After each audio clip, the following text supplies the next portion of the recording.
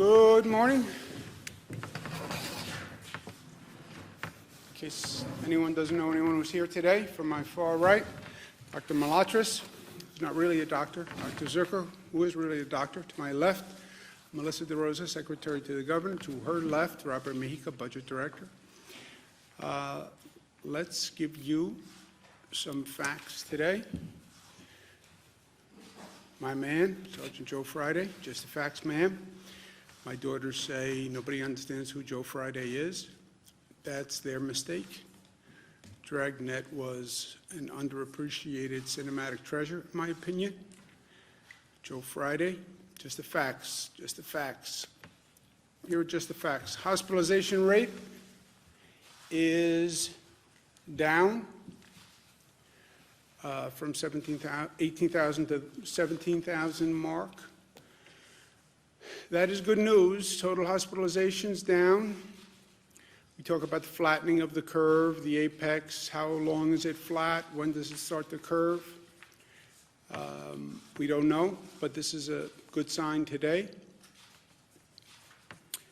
If you look at the net change in hospitalizations, it's down more significantly than it has been, so that's positive news. 3-day average, which again is more accurate than the day-to-day counts. I'm a little skeptical about the day-to-day counts. This is all a new reporting system, but the 3-day average is more reliable. ICU admissions number is also down significantly for the first time, so that's good news. Intubations is down, and that's really good news because the intubations ultimately lead to the worst news. 80% roughly of people who get intubated never come off the ventilator.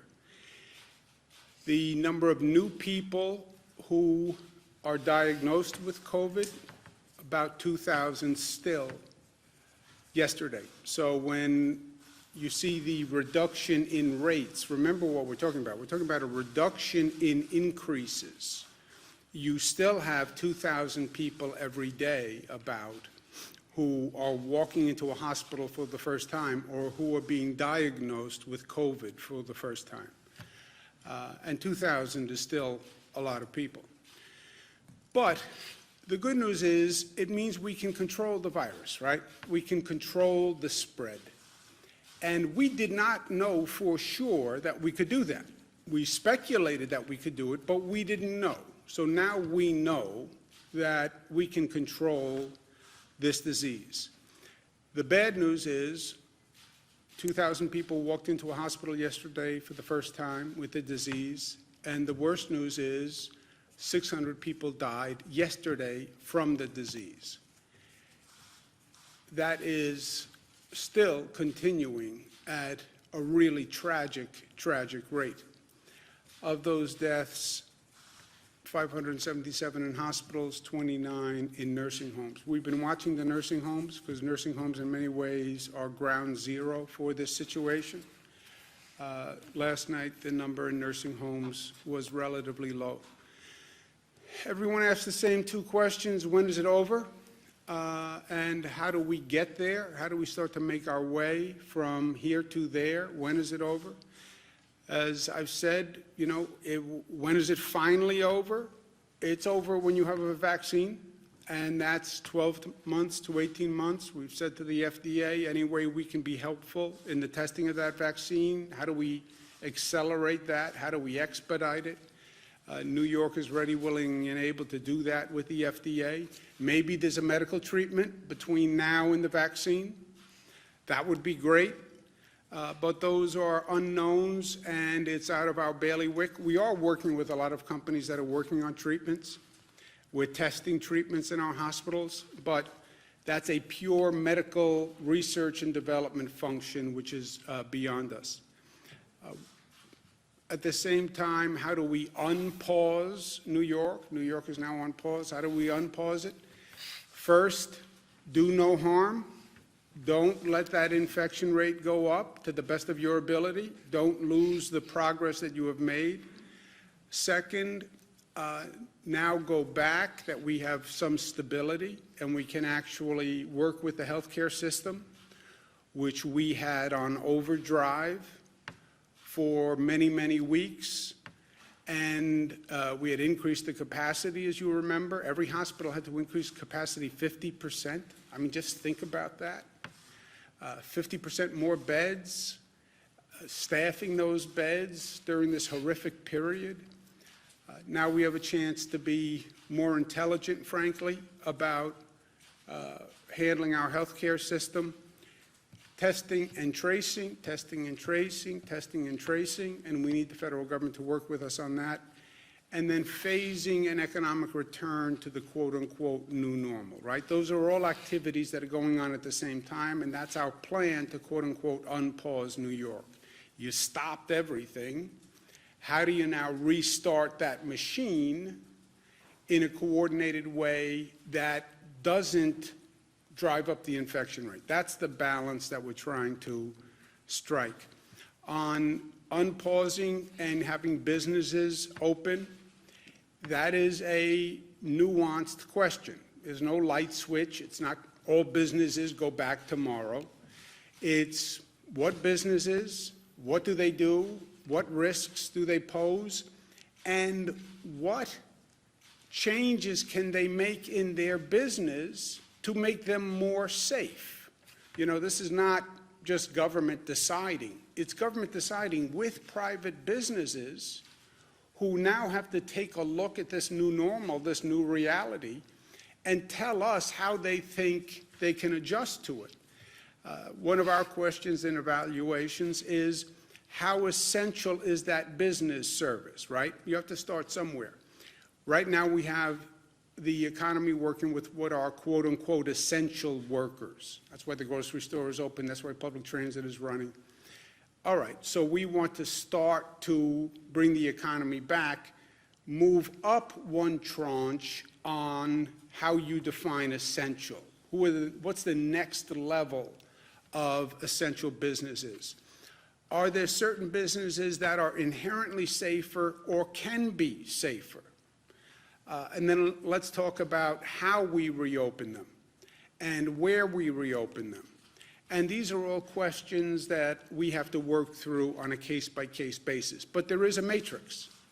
And the matrix is how important is the business to society, how essential a service, and how risky is that business from a rate of infection. And obviously, the more essential a business, the lower the risk, the more they are a priority. And then how do you do it? You do it in phases of priority, and then you phase it up the way we phased it down, which is by percentages. And this is going to be an ongoing process over the coming weeks that we're working through with the other states. But the what, the how, the when, looking at how important that business is and what the risk that business poses, and then do it in coordination with our other states, because this is really a regional issue and it should be addressed on that basis. Coordinating with the other states doesn't mean we'll always be in lockstep, but we'll talk through everything first, and hopefully we're not doing something that's contradictory to another state at a minimum. And so far, so good on that exercise. And that analysis is ongoing. But it's not going to be all about what government does, the private sector now has to think about what they do and how they do it and how they can do it differently in this new normal. Reimagine your workplace. And we learned a lot through this situation.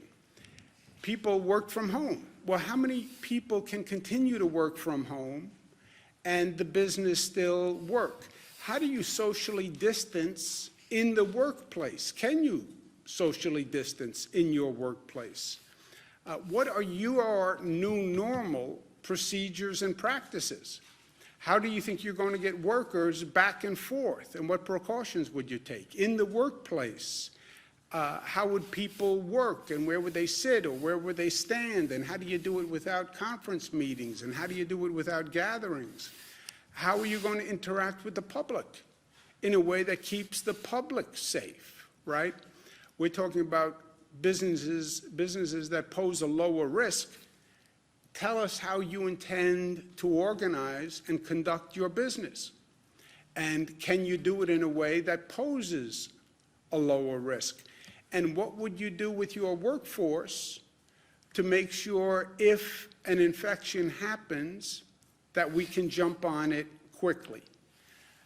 And then as we're going through all this planning, this is going to be a moment of transformation for society.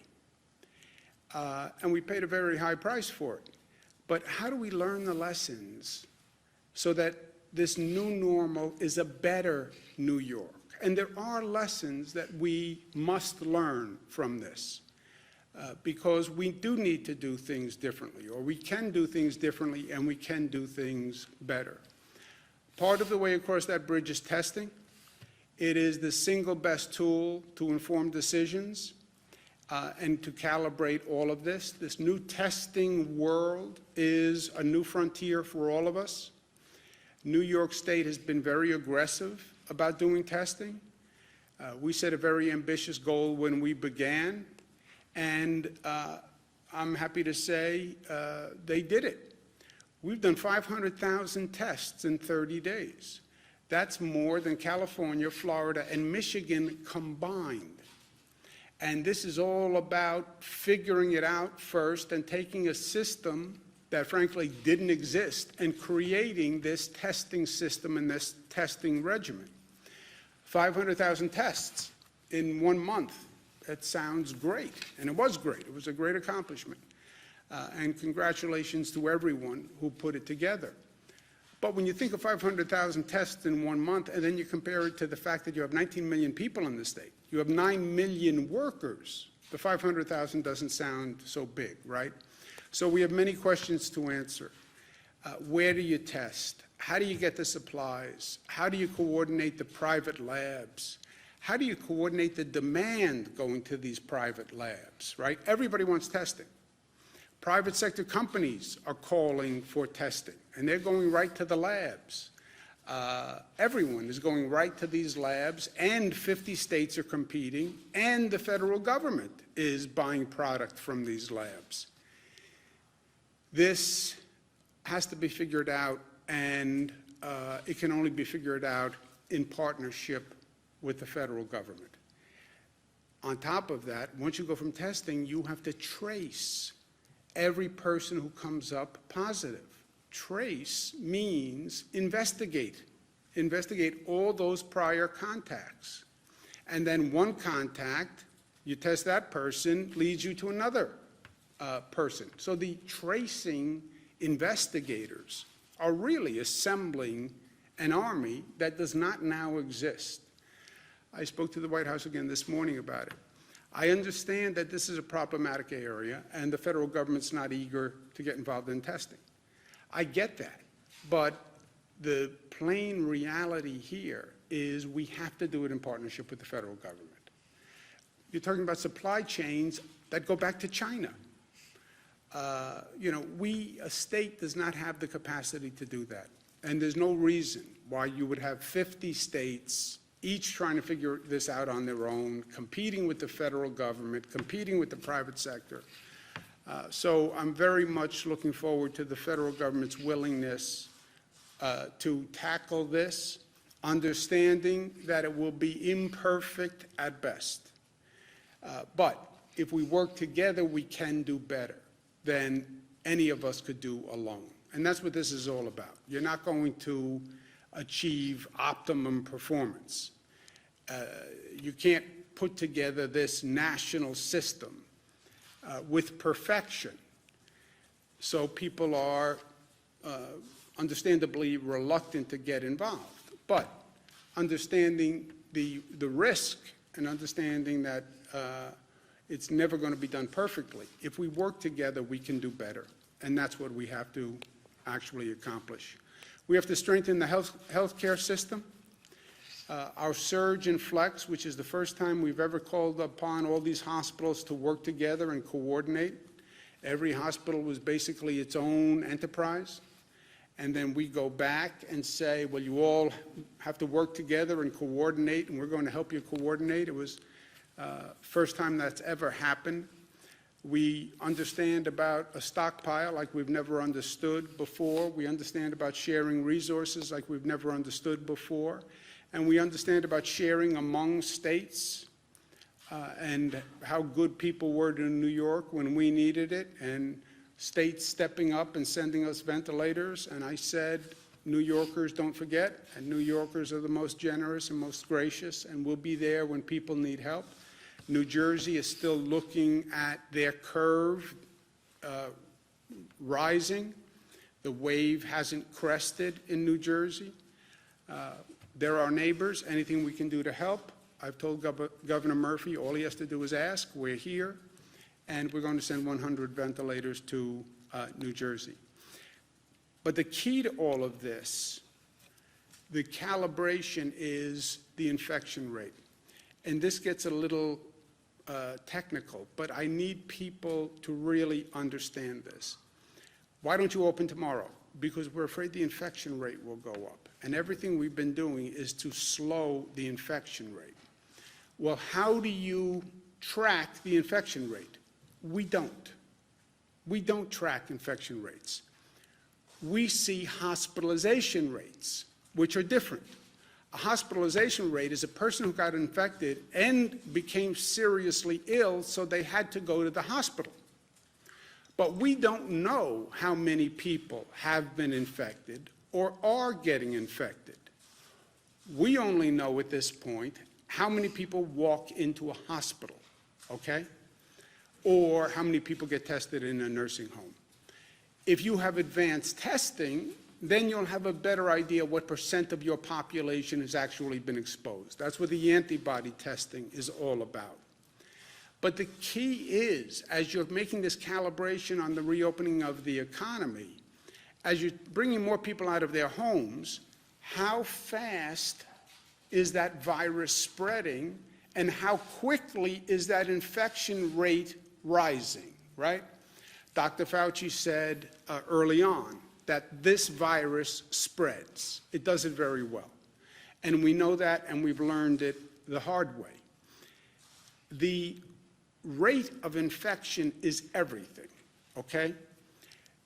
All those early projection models assumed a higher rate of infection, a higher rate of spread. That's why they were calling for so many more hospital beds, many more mortalities, because they projected a higher rate of spread. That has not happened so far. Caveat, so far. We've controlled the beast. We've brought the rate of spread down. If their rate of spread actually happened, we would have been in a much, much worse situation, and we would have been in a really bad place. I mean, their projections were staggering, and it didn't happen because we slowed the models. But remember what they were talking about. CDC, which is supposed to be the preeminent source, 160 million to 214 million people infected, they were projecting. That was only March 13th. That's what the CDC was projecting. You know how many 160 to 214 million are? We only have 328 million people in the country. They were projecting more than half of the population, and maybe 2/3 of the population infected. And that was only a month ago. They were saying 2.4 million people to 21 million people would be hospitalized. You know how many that is? We only have 900,000 hospital beds in the nation. They were saying, by their projection, a minimum of twice as many people would need hospital beds as we have hospital beds. Just imagine that. That was the CDC. The White House Coronavirus Task Force, the same thing. White House Coronavirus Task Force was saying 1.5 to 2.2 million deaths. Deaths. And that was the White House Coronavirus Task Force as of March 31. Okay? Best case scenario, 100 to 240,000 with mitigation efforts. March 31, just over 2 weeks ago. So, and that's why all of these models said the same thing. They were all believing a higher infection rate. Now, and that's McKinsey, and that's Columbia, and that's Cornell, that's all of them. That's the Gates-funded model. They were all projecting a higher infection rate. We slowed the infection rate by our actions, and that's why we're in a better position today. Now, what does the infection rate mean? And I know this gets a little granular, but people have to understand it if they're going to understand why we need to do what we need to do. The infection rate is how many people does one person infect, okay? How fast is the virus spreading from one person to another? And they talk about the R0 factor. The R0 factor is the projected spread of the virus, okay? If one person infects less than one other person, the disease is on the decline. If one person basically infects one more person, the rate of spread is stable. I get infected, I infect one person infects one. When you have a really situation out of control is one person infects two people or more, because then the increase is just exponential, and that's fire through dry grass. This is what they were all trying to project, and this is what we have to control as we start to reopen the economy. We say, we turn the valve on the economy, we open a little bit, and we watch the meter, right? What's the meter? The meter is the hospitalization rate, or even better, the virus spread rate. So you start to turn that valve, you start to bring people out of their homes, you start to reopen businesses, you see that number going up, turn the valve back right away. And this is what we're trying to deal with going forward. And again, nobody has been here before, so we're trying to figure it out. If the virus spread increases to the place where one person infects two people, that is an outbreak.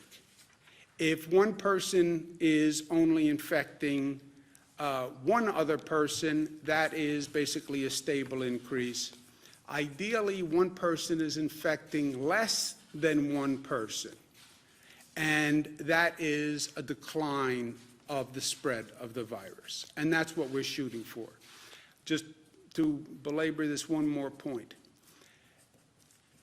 where you've seen an outbreak epidemic spread, it's when one person is infecting more than one other person. That's when you're out of control.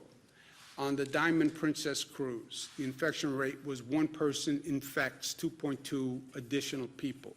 Wuhan was one person was infecting two people or three people. The 1918 pandemic, one person was infecting 1.5 to 2.8. On our severe projection, one person was infecting 1.4 to 1.8. On the moderate projection, one person was infecting 1.2 to 1.4, okay? What we've done, because of our mitigation efforts, social distancing, stay home, lock the door, we've brought it to less than 1. Our infection spread rate is 0.9, okay? Wuhan, which really closed down everything, and locked it up, Wuhan brought the infection rate down to 0.3, okay? So that's the range we're talking about. But when you think about that, we're now 0.9, we only have a margin of error of 0.9 to 1.2. 1.2 takes you back to the high projection rate. We're at 0.9. That does not leave you a lot of wiggle room. So you're going to start to phase the reopening. You're at 0.9 now. After this entire close down, if you go to 1.2, you're going to have a problem again. So you see how narrow the window is. But New York pause has worked. The close down has worked. That's how we controlled the beast. That's how we got it down to 0.9. However, we're not there yet. We're just at 0.9. Again, Wuhan got down to 0.3. So we have to continue doing what we're doing. I'd like to see that infection rate get down even more. The New York pause policies, the close down policies, will be extended in coordination with other states to May 15th. I don't want to project beyond that period. That's about 1 month. 1 month is a long time. People need certainty and clarity so they can plan. I need a coordinated action plan with the other states. So 1 month, we'll continue the close down policies. What happens after then, I don't know.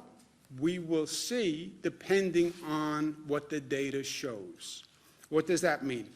Tell me what our infection rate spread is. Is it 0.9? Is it 1? Is it 0.7? Tell me what the hospitalization rate is. And then the experts will tell us the best course of conduct based on that data. No political decisions, no emotional decisions, data and science. We're talking about human lives here.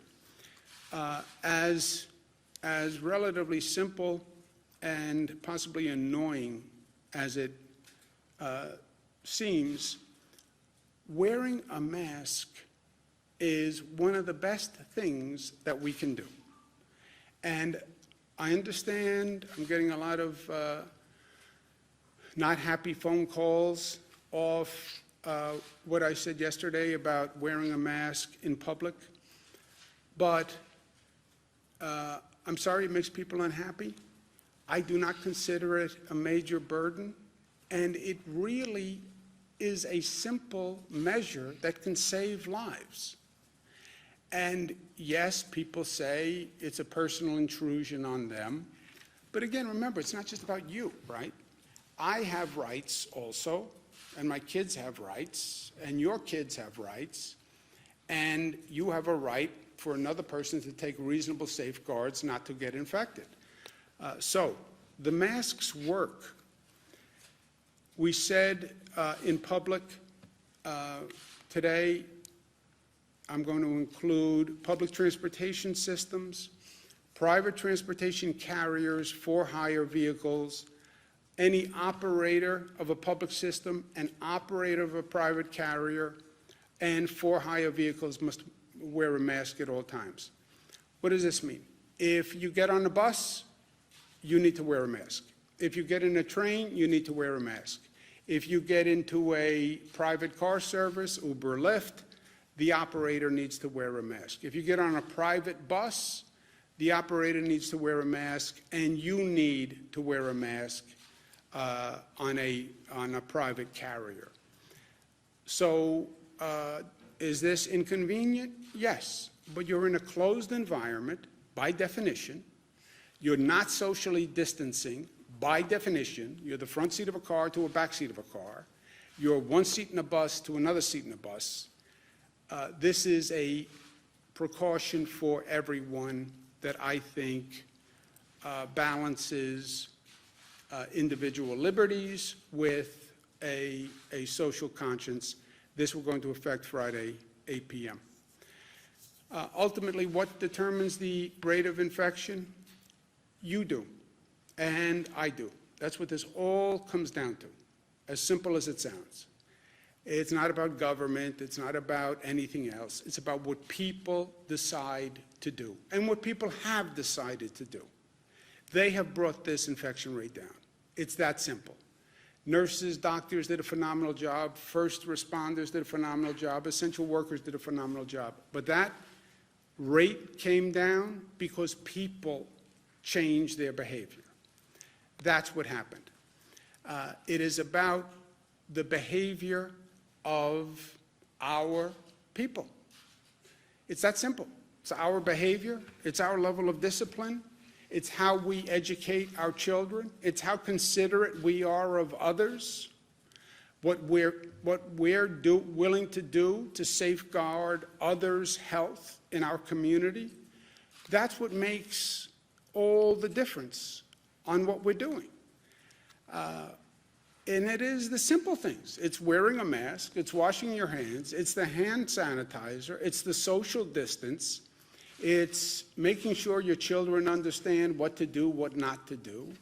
It's all of these simple procedures that seem almost insignificant, but on a collective basis make all the difference in the world.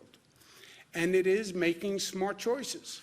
I want to get out of the house, I'm going crazy, I need to do this, I need to do this. I know, but be smart. Be smart. And engage what you're doing relative to everyone else and relative to the overall goal. But I will tell you, and I don't know that people truly appreciated this. I don't know that I did. Of all the unique aspects that we have learned going through this, the most positive and the most surprising to me has been how people have responded. The policies that I have communicated are not worth the paper they are printed on. I could stand up here as governor and say, we must do this, we must do this, we must do this.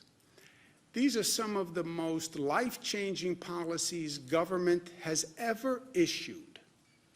Think about it. This is not government saying, here's your tax rate, here's age of voting. This is government saying, stay in your house, don't touch another person, wear a mask. Government, I don't even have the ability to enforce these measures on any scale if people said, I'm not willing to do it. These policies, which are difficult, which are life-changing, they are being implemented by people because people are choosing to do the right thing. It is that simple. And what this is all about, today, the masks on transportation. I trust in New Yorkers. You know, I believe if the facts are presented to the people in this state, New Yorkers will do the right thing. What is the right thing? There's always a right thing. It is the appropriate path that is socially and morally correct. And New Yorkers have a very strong right thing quotient. They know what the right thing is when they hear it. And all I'm trying to do is give them the facts and the information to explain why I'm suggesting these actions. They decide whether or not to follow them. I can't put a mask on 17 million people. 17 million people will decide whether or not they'll do it. But they have done it because they have the facts, they have the information, they understand the risks, they understand the rewards, they understand the consequences, and what they have done has worked, and it's brought this state forward, and it'll bring this nation forward. And that's New Yorkers at their best. And that's because we are New York tough, and because New York tough is more complex than the word suggests. It's smart, it's united, it's disciplined, and it's loving. And New Yorkers have proven that time and time again, every day for 46 days. Questions? Governor, let me 10 nursing home residents have died of COVID-19. Can we do this today? Let's try something new. I will, let's not all talk over everyone. I'll make sure we answer, I'll get to you to answer the question. And let's just start. You know what, go to Jesse, or let's go to you first. Okay. In Hornell, New York, at least 10 nursing home residents have died of COVID-19. Philmont, there have been at least 23 cases and 6 deaths at one nursing home. The state health mast has 15 residents at a New Windsor assisted living facility. How many and which nursing homes have reported clusters, outbreaks, or requested mass testing from the state, and where are they? And is the state advising nursing homes facing outbreaks to open COVID-only units or transfer patients elsewhere? We've seen at least in a couple I will cases. get you, I don't know, we have hundreds and hundreds of nursing homes in this state, so I don't know what has happened in every nursing home in the state.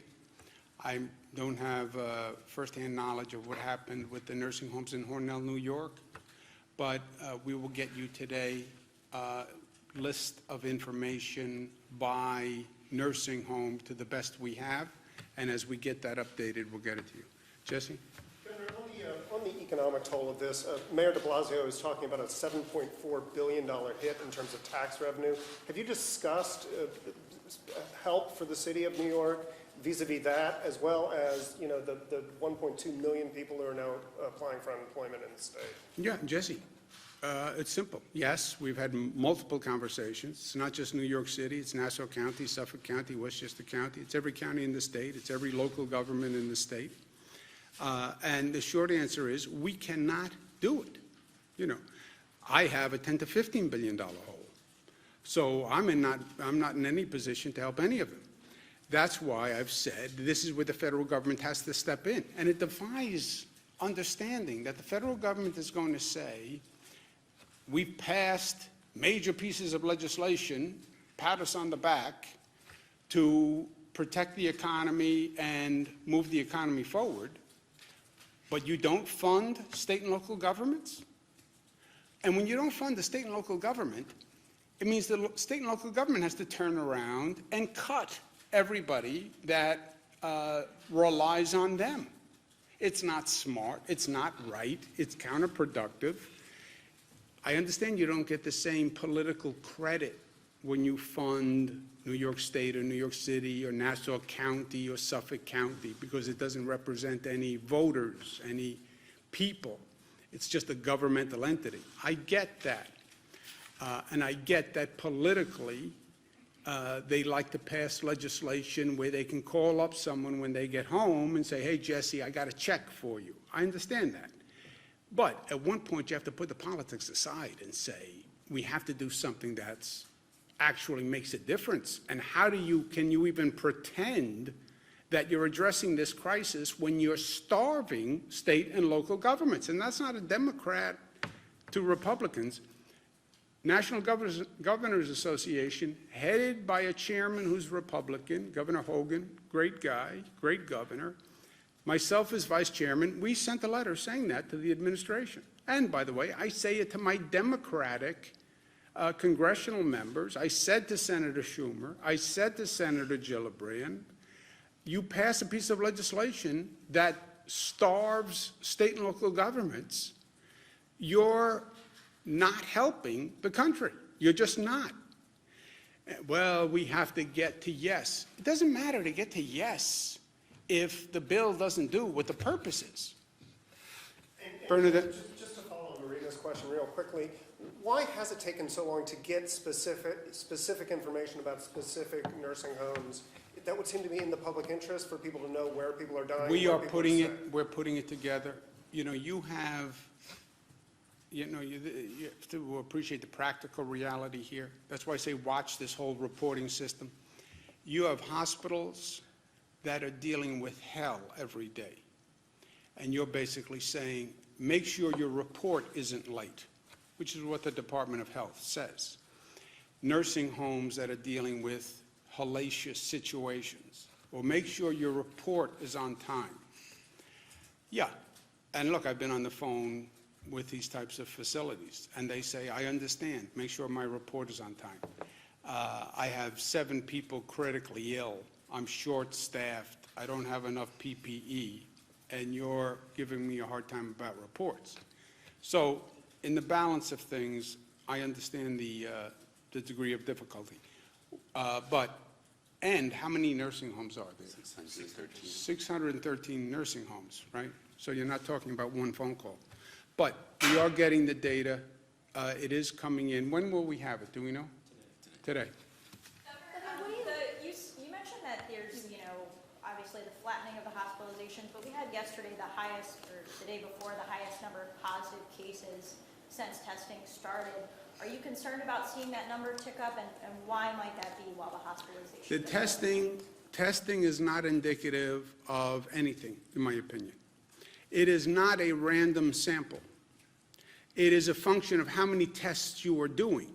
What's been happening is our testing capacity is going up. As our testing capacity goes up, the more tests you do, the more positives you find. Remember, the testing is not random. It's people who believe they are positive because of the circumstances. They were exposed to a positive person, et cetera. So you're getting people who you think are positive to test, and then the more tests you take, the more positives you're going to find. The hospitalization rate of any of these rates, the most indicative is the hospitalization rate. Because what it's telling you is these are people who are infected and were seriously ill. That's what the hospitalization rate tells you. It's the only real data you now have. It doesn't tell you the rate of infection spread and whether it's increasing or decreasing. But it tells you how many people walked into the hospital who were positive after they were tested and who were seriously ill. That's the only number you have that is statistically representative. President Trump accused New York City of padding the death count, padding the numbers, because they changed the way that they're recording. So now they're saying they added something like 3,800 new deaths based on in-home deaths. What do you say to that? Do you think that the president is correct in saying that? And also, when is the state going to start having that separate category? Yeah, Melissa knows this better than I do. Look, I think what you're seeing is, well, first, I don't know what the president said specifically, what his words were. And why would New York City want to inflate a death toll? I mean, that doesn't make a lot of sense. It's bad enough as it is. It's painful enough as it is. Why would you want to inflate a death toll? Look, I don't know, but it sounds even more bizarre than usual that anyone would want to do that. I think what's happening is they're changing. CDC put out different guidelines about what numbers you must report. We've always said all we really know are deaths in a hospital or deaths in a nursing home. Could people be dying at home because of the coronavirus and we're not counting them? Yes. Was this a rough estimate? Yes. So now we're trying to refine the estimate, other categories, other possibilities.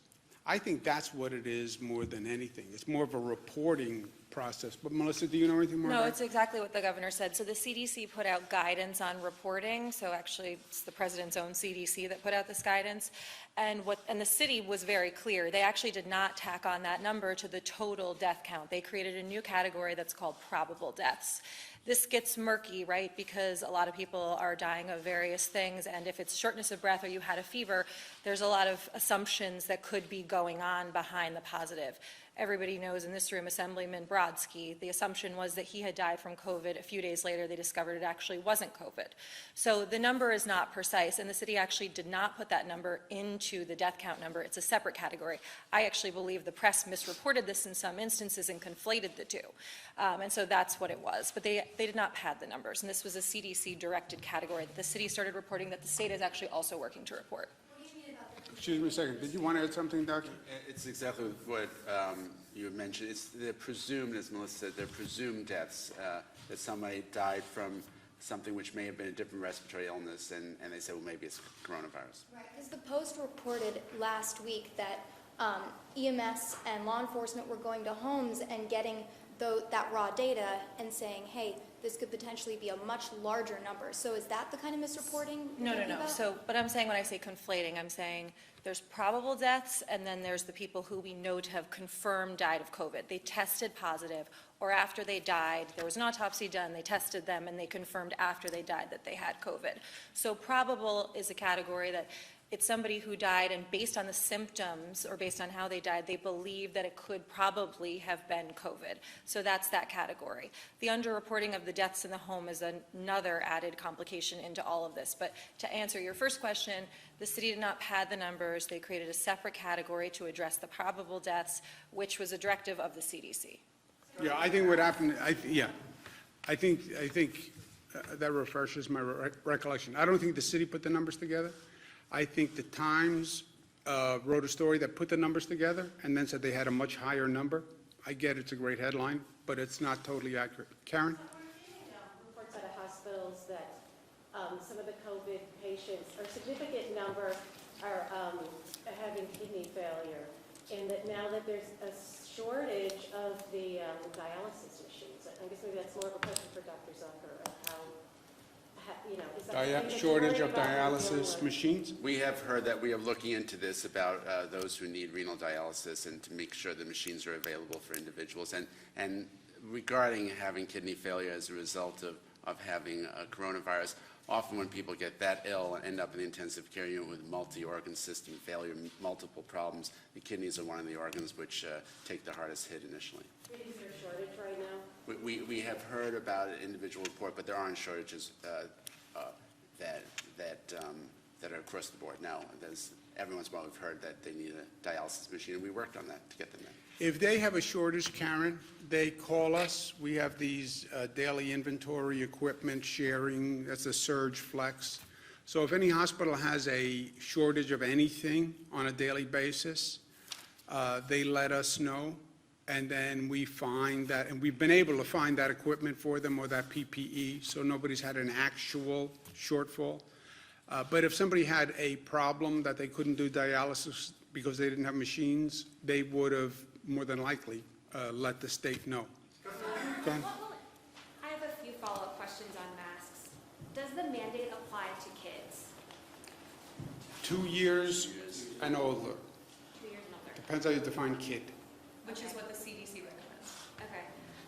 Yesterday, when referring to the mask mandate, you said it's not that inconvenient. You said, what's the big deal?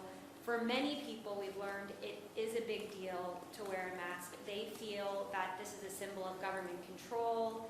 A lot of people feel that this is a symbol people are falling prey to fear. And we've seen doctors on the news for weeks now saying that regular masks, regular medical masks, and the cloth masks do little to protect you from coronavirus. Do you feel like you're underplaying the impacts of your mandate? No, I said, I don't know how you're going to be underplaying. I said that I know there's a lot of opposition to this. I've had many people say they don't like it. So, no, I'm fully aware of the opposition to wearing a mask. It's a face covering, right? Just so we're all saying the same thing. It's a mask or a cloth covering of the nose and mouth. It doesn't have to be a mask. It could also be a cloth covering. But no, I understand that people do not like it. And people understand, some people do not like it. And some people think it is an imposition. And it is a government overreach. I understand that. By the way, some people think the close down order was a government overreach. Some people think that this is all a fabrication and a political conspiracy. To them, I say, if you don't think 600 people died yesterday, and if you don't think that's a problem, I disagree with you. If you doubt that 600 people died, I'll bring you to see the 600 people. So is it a fabrication? No, 600 people died yesterday, okay? And that's a reality we deal with every day. We want to see fewer people die.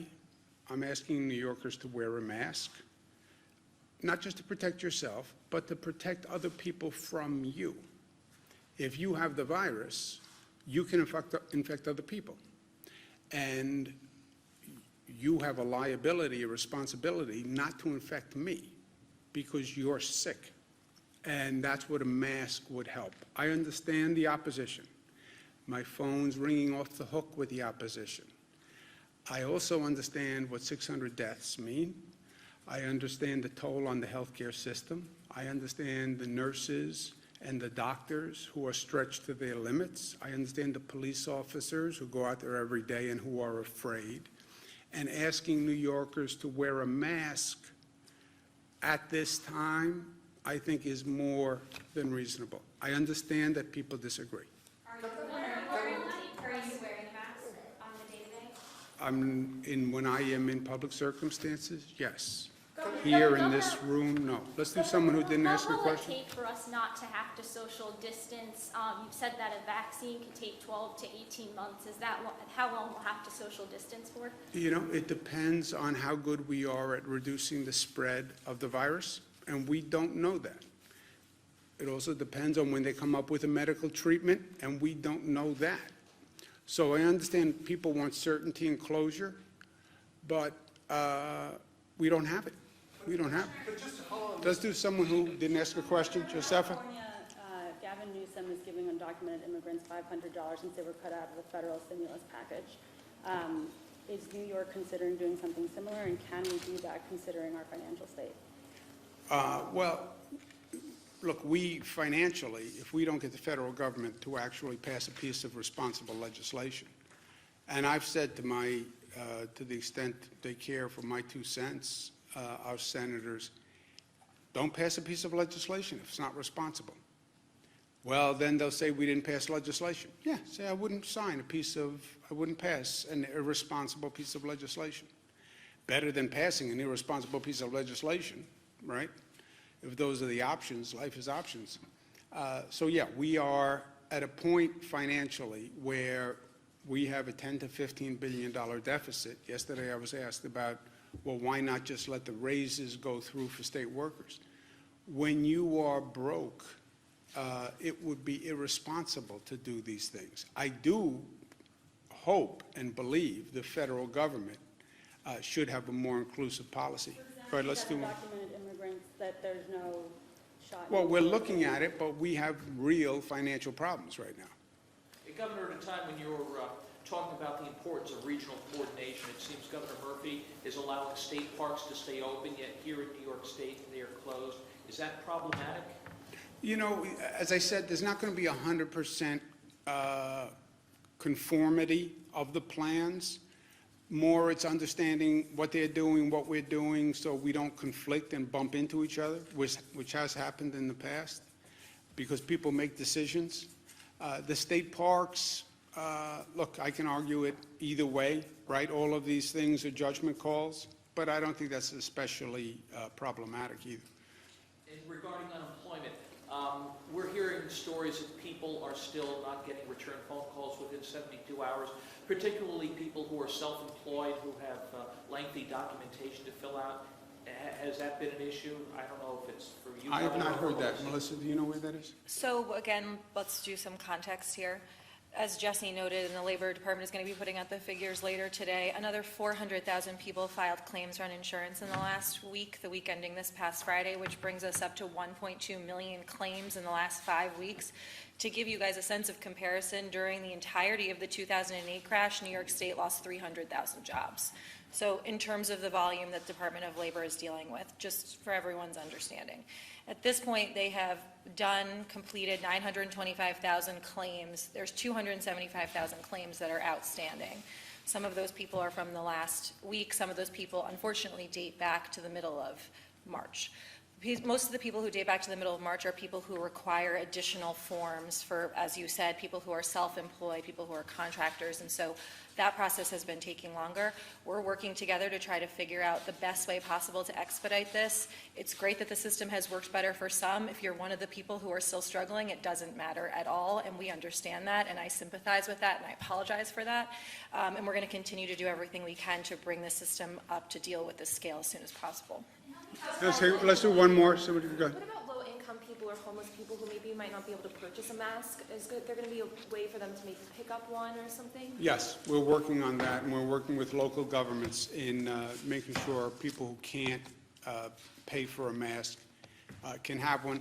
Remember, it's not a mask. It's a face covering, so it can be a handkerchief, a bandana, it can be a cloth covering, et cetera. It can be stylish or fashionable or just boring and plain like mine. All right, I'm going to go to work.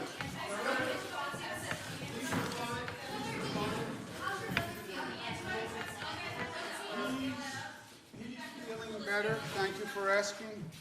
His wife now tested positive, so he feels, obviously, we're not sure how Christina, is my brother's wife, how she got the virus, but assuming he gave it to her because she was helping take care of him, he feels bad about that on a personal level, and on a practical level, he's sick in the basement.